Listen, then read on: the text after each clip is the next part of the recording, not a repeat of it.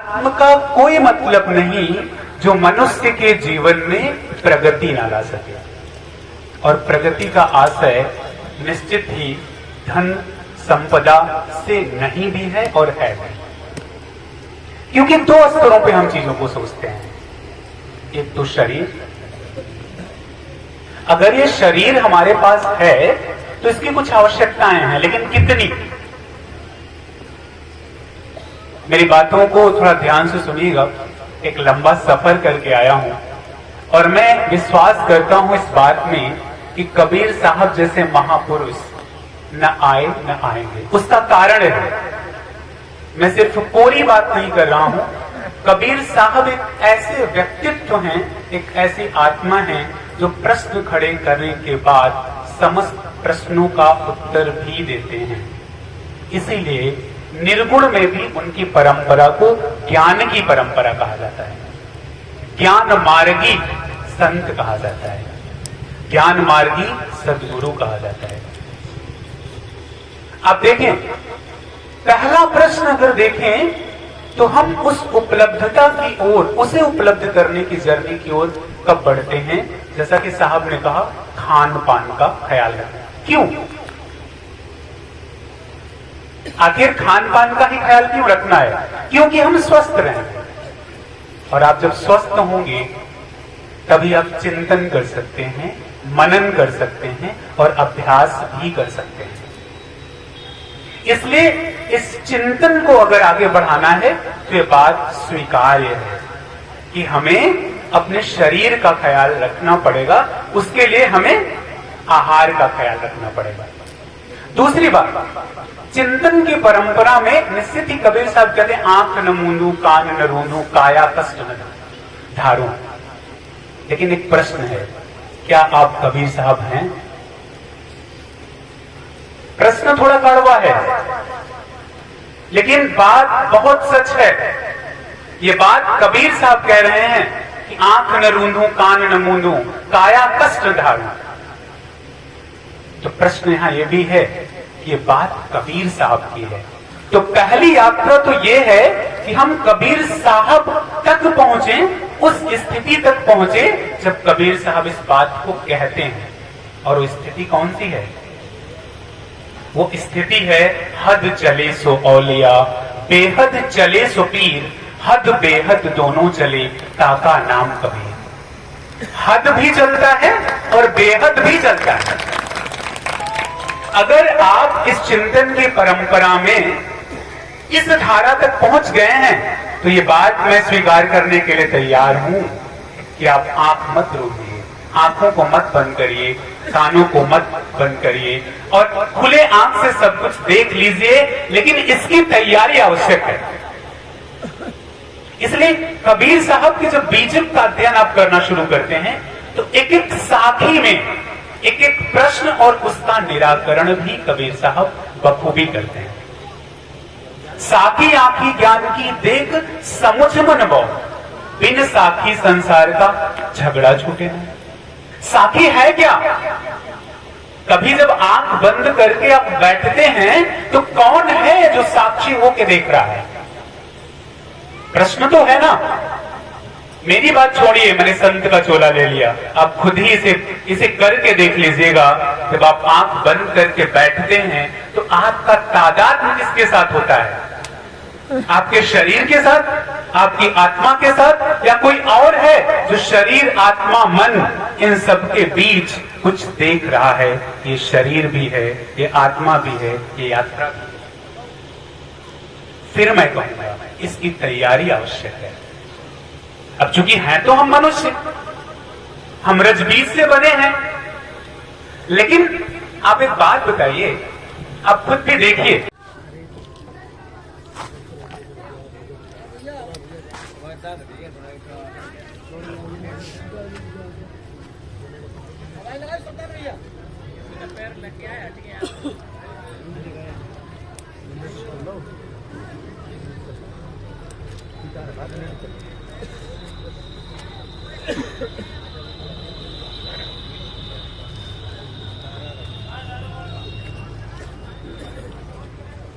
राजीव जी ने सारा कर दिया।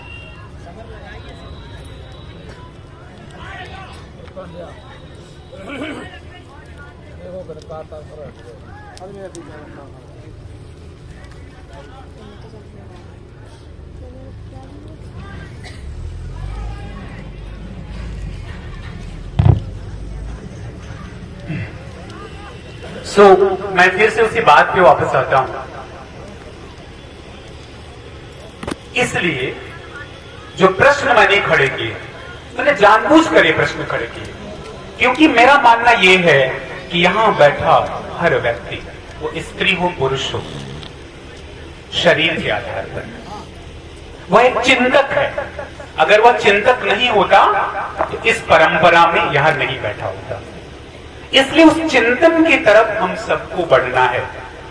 और ये बात मैं अपने अनुभव से कह सकता हूं, प्रेम से कह सकता हूं। मैं बहुत सौभाग्यशाली हूं कि बचपन से ही कबीर चौरा मठ मूलगादी में रहने का अवसर मिला। वहां की हर मिट्टी में, कण-कण में कबीर साहब की सुगंध है, मैंने महसूस किया है। बाकियों का मुझे पता नहीं। जब मैं बाकियों का कह रहा हूं तो प्रश्न नहीं है। ऐसा भी हो सकता है कि वही रहने वाला यह महसूस ना किया हो, ऐसा भी हो सकता है। मैंने किया है। मैं समाधि मंदिर पर बैठकर उस आत्म तत्व के साथ तादात्म्य करने की ऊर्जा को समझ पाया, इसलिए मैं कह रहा हूं और खुली बात कह रहा हूं। कोई उसमें छुपाव नहीं है, एकदम कोरा सच है, इसलिए मैं सौभाग्यशाली हूं। लेकिन ऐसा भी नहीं है कि उस जमीन का ही महत्व है, इस जमीन का भी उतना ही महत्व है, क्योंकि शामल साहब कोई और नहीं है, वही तत्व है। यहां बैठा हर संत कुछ और नहीं है, वही तत्व है। लेकिन इस बात का ज्ञान, इस बात का ध्यान, इस बात का चिंतन और इस बात के साथ तादात्म्य स्थापित कर लेने की बात। तो आप सबसे आग्रह है कि सबसे पहली आवश्यकता यह है कि कबीर साहब के इन सूत्रों के आधार पर एक उर्वरक भूमि तैयार करें जहां आपके मन में दया हो। पहली बात, आज मैं सोच कर आया था, मैं आपको सच बता रहा हूं, मैंने सोचा था कि पिछली बार तो बहुत छोटी छोटी चर्चाएं हुई थी, इस बार कबीर साहब की कुछ माया पे चर्चा होगी। कबीर साहब माया के बारे में क्या कहते हैं, माया का स्वरूप कैसा है, माया कैसे हमें पकड़ती है, माया से वो कैसे छुड़ाते हैं, कबीर साहब का ब्रह्म कौन है, उसका स्वरूप है भी या नहीं है, वो किस रूप में हम सबसे मिलता है, मिलता भी है कि नहीं मिलता, और अगर मिलता है तो कैसे मिलता है। लेकिन फिर बात वही आके अटकी कि क्या वो जमीन तैयार है, क्योंकि कबीर साहब जो इस बात को कह रहे हैं कि माया माया सब कहे माया न चीन्हे कोई, जो मन से ना उतरे माया कहिए सोए। कितनी साधारण सी बात, यहां से लेकर अमेरिका तक के हजारों यूनिवर्सिटीज में तमाम थीसिस कबीर साहब पर लिखकर जमा कर दी गई। हर व्यक्ति ने माया को बताने की कोशिश करी। वो वैदिक काल से लेकर आधुनिक काल तक हर संत अपने ढंग से बता रहा है।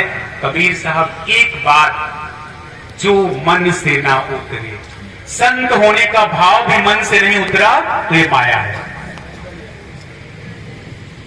ज्ञानी होने का भाव मन से नहीं उतरा, ये माया है। कितनी सरल बात। और इसीलिए कबीर साहब करें, माया महा ठगनी हम जाने, तिरगुन फांस लिए कर डोले, बोले मधुरी बानी। क्या है, क्या हम सब उसी माया में फंसे हैं? लेकिन इस माया को फिर से समझने के लिए वही भूमि आवश्यक है। मैं बार बार कह रहा हूं, हर बार ये कहता रहूंगा कि वो उर्वरक भूमि आवश्यक है, और उस उर्वरक भूमि को आपको तैयार करना होगा। आप सब देखते हैं किसानों को, कितनी मेहनत के बाद वो एक उर्वरक भूमि तैयार करता है, फिर उसमें बीज का रोपण करता है। ज्यादातर यही होता है कि वो बीज अच्छा हो सकता है कभी कभी ना भी हो, उसके पीछे कुछ और कहानी हो सकती है। तो मेरा पहला अनुरोध आप सबसे है कि उस उर्वरक भूमि को तैयार करिए। और चूंकि आज महापरिनिर्वाण दिवस है, एक बड़े अच्छे संत हुए, उन्होंने कहा डेथ मस्ट डाई, मृत्यु को भी मरना चाहिए। वो मृत्यु क्या है?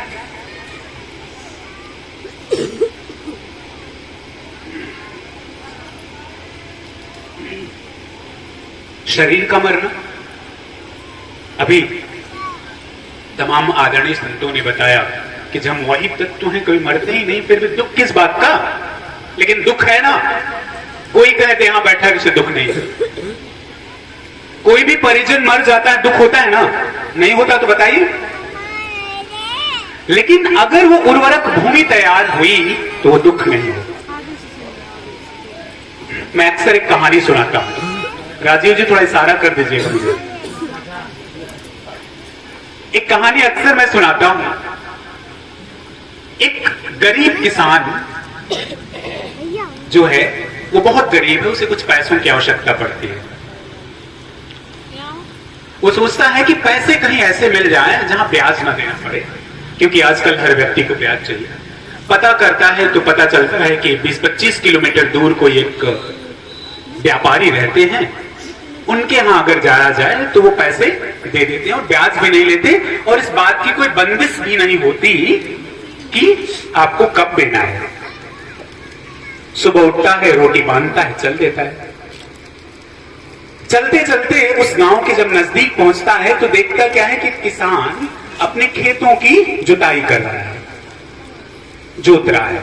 उसे लगता है कि इस किसान से पूछ लेते हैं भैया कि वो व्यापारी जी जो है उनका घर कौन सा है। जाता है, पूछता है व्यापारी जो किसान खेत जोत रहा है, उन किसान से पूछता है कि उन व्यापारी का घर कहाँ है।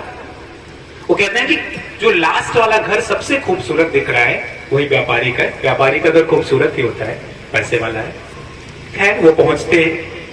जब वो चलते हैं कि अब जाकर व्यापारी के घर की तरफ पहुंचते हैं तो देखते हैं जमीन पे एक युवक लेटा हुआ है। उस युवक की उम्र 35 से 40 के बीच की है, और ऐसा प्रतीत होता है कि उस युवक की डेथ हो गई।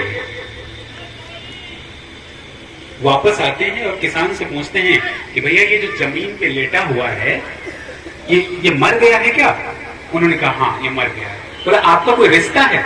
उसने कहा हाँ, दुनियावी तौर पे तो ये मेरा बेटा है, लेकिन ये उस ईश्वर का, उस सदगुरु का उपहार है, और उपहार उसने दिया था और वापस ले लिया।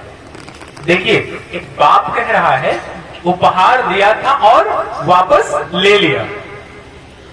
वो बेचारा गरीब आदमी बड़ा परेशान होता है, किस तरह का बाप है भाई?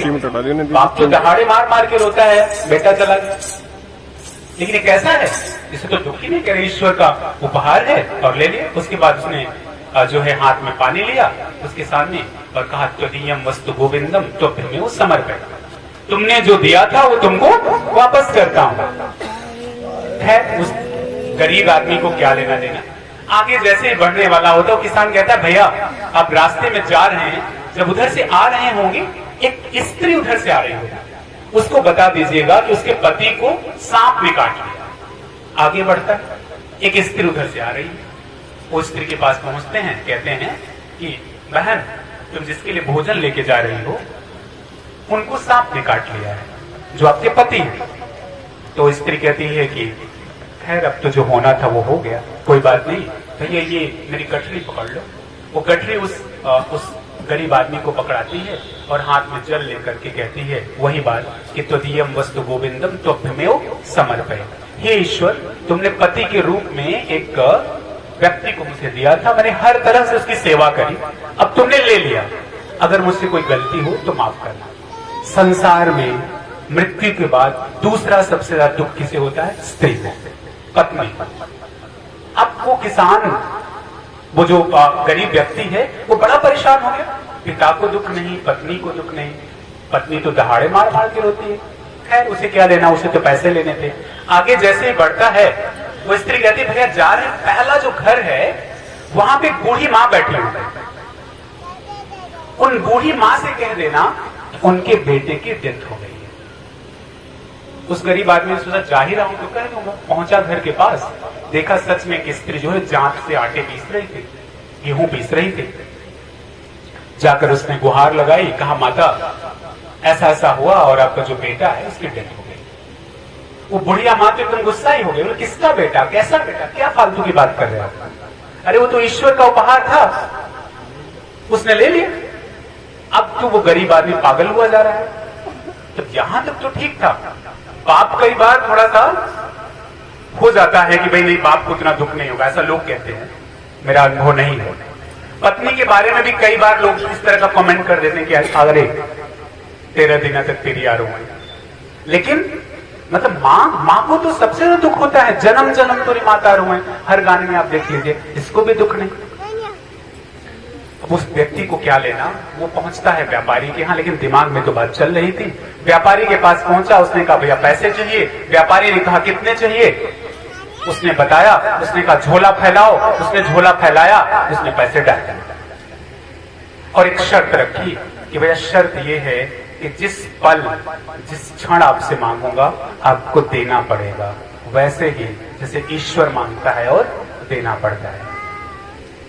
यहां तक तो बात ठीक थी, यहां तक तो बात ठीक थी। अब थोड़ा सा एक प्रश्न उसके मन में आ गया और उसने कहा, उस गरीब ने, कि भैया एक बात बताएं, ऐसी ऐसी कहानी मैंने देखी आपके गांव में, जब मैं घुसा तो इस तरह की घटना हुई। व्यापारी ने कहा भैया तो ऐसा कर, मेरे पैसे वापस कर दे। इतनी बड़ी घटना देखकर तेरे समझ में नहीं आया ये बात कि तुम्हें उस चीज से लगाव नहीं रखना है? अगर तेरी समझ में नहीं आया तो मेरे पैसे तू वापस देने वाला नहीं है, इसलिए पैसे भी वापस कर। और उसने पैसे ले लिए। अब इस कहानी का पूरा सार सिर्फ ये है, मैं कतई ये नहीं कहना चाहता कि ऐसे किसी के डेथ पर में विलाप नहीं होता है, होता है, लेकिन जिस दिन वो उर्वरक भूमि तैयार होगी नहीं होगा। इस बात को गारंटी के साथ कह रहा हूं, साधना वही भूमि है, चिंतन वही भूमि है। उसी चिंतन की भूमि पर, उसी साधना की भूमि पर, उसी कर्म की भूमि पर, उसी कसौटी पर जिस दिन हम कस देते हैं उस दिन हम कबीर साहब हो जाते हैं, उसी दिन हम सामल साहब हो जाते हैं। तो आप सबसे अनुरोध है, मुझे पता है कि समय बहुत कम है और शब्द भी मेरे पास बहुत हैं, कई बार शब्द विलास जो है वो खत्म नहीं होता, तो मैं शब्द विलास की तरफ ना बढ़ के अपनी वाणी को विराम देता हूं इस बात के साथ कि आप सब उस उर्वरक भूमि को पहले तैयार करेंगे विश्लेषण की कसौटी पर कसकर। इस बात को बहुत याद रखिएगा, मैं फिर से दोहरा रहा हूं, उस उर्वरक भूमि को तैयार करेंगे विश्लेषण की कसौटी पर कसकर। आप सबको धन्यवाद। साहेब बंदगी। सिर्फ मन में इस बात का एक प्रश्न करेंगे, और प्रश्न क्या है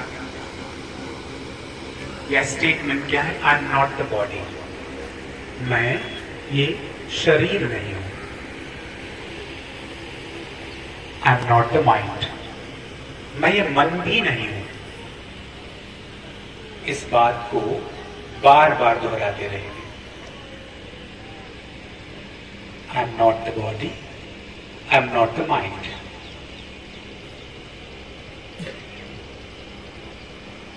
मैं मन भी नहीं हूं, मैं शरीर भी नहीं हूं।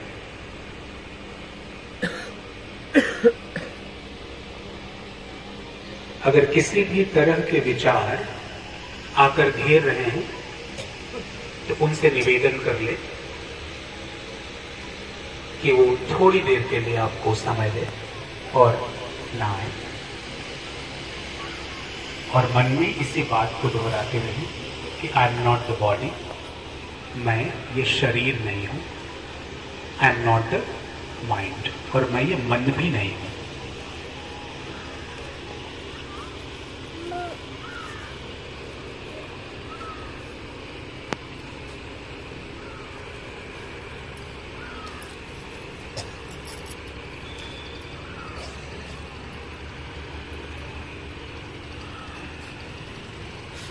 I am not the body, I am not the mind.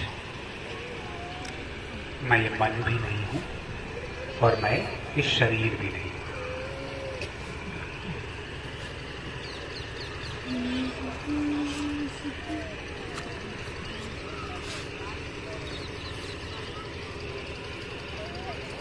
I am not the body, I am not the mind. I am not the body, I am not the mind. मैं ये शरीर नहीं हूं और मैं ये मन भी नहीं हूं।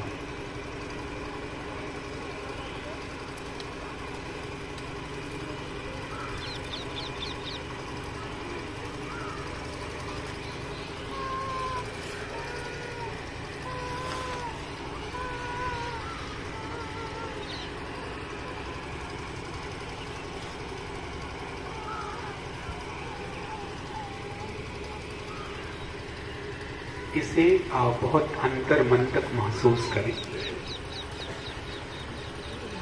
अभी हो सकता है ये आपको सिर्फ शरीर के लेवल पे महसूस हो, that I am not the body, I am not the mind.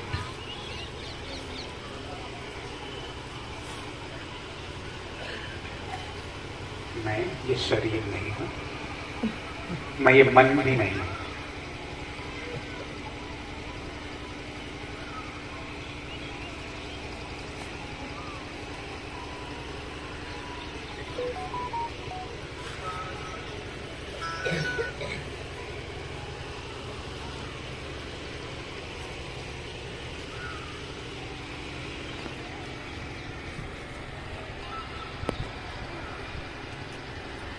I am not the body, I am not the mind.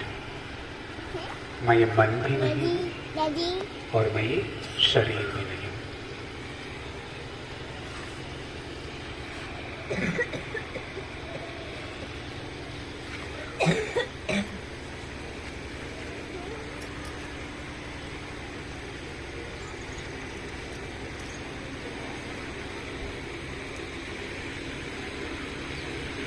इस चिंतन को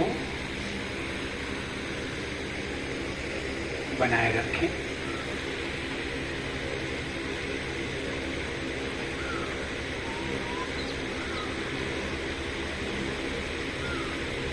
थोड़ी देर में आपके मन के साथ आपकी सांसों का एक तादाद स्थापित होना शुरू होगा। I am not the body, I am not the mind.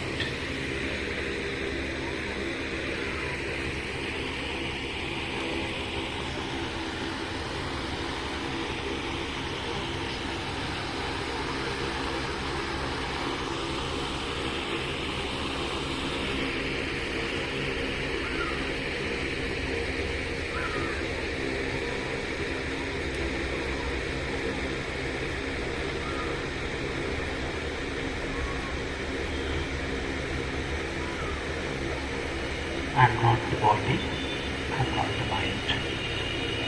मैं ये मन भी नहीं हूं और मैं ये शरीर भी नहीं।